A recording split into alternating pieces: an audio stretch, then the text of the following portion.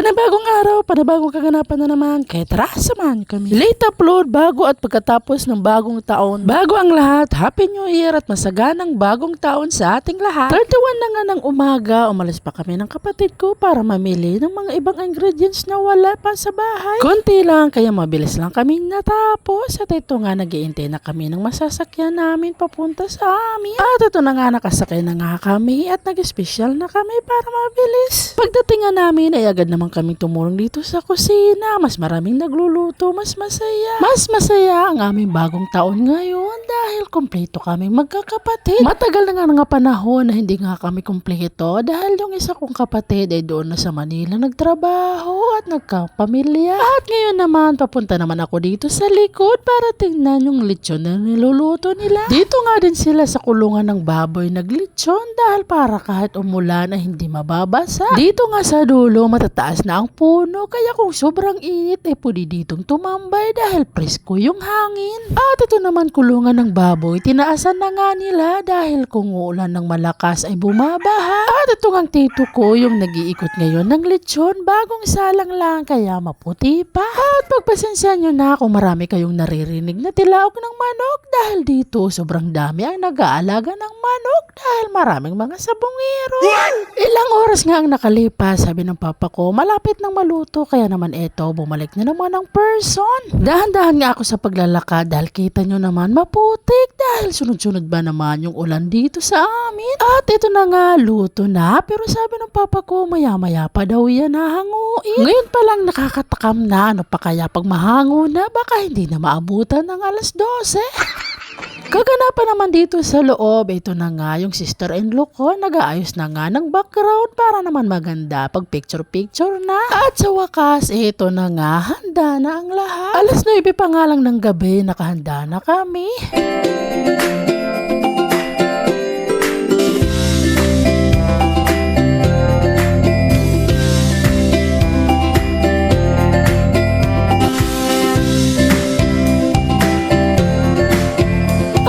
Pagdating nga ng alas 10 ng gabi, eto, nagdilim ng paligid dahil brand out. At kahit madilim nga itong mga batang ito, enjoy naman sa pagtitiktok. At ito, ilang minuto na lang, bagong taon na, pero ang kuryente hindi pa rin bumabalik. Happy New Year na lang sa liye ko, pinagbagong taon nyo kami ng madilim. Sana kapalit nito ay liwanag at masangganang isang bagong taon. Buti na lang may mga solar, less gamit ng kandila, less soon. At ito na nga, Happy New Year!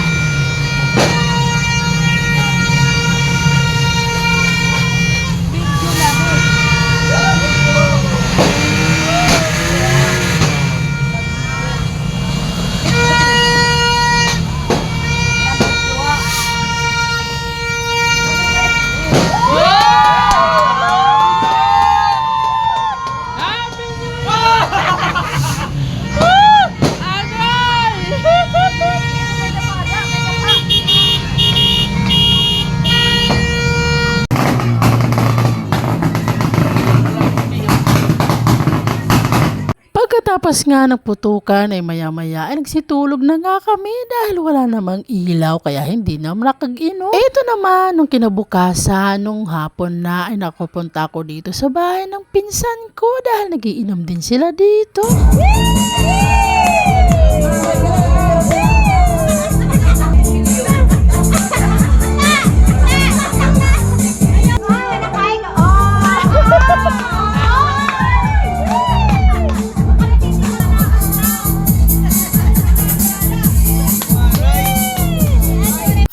na nga, naabutan na nga kami ng gabi. O siya, hanggang sa susunod. Maraming salamat.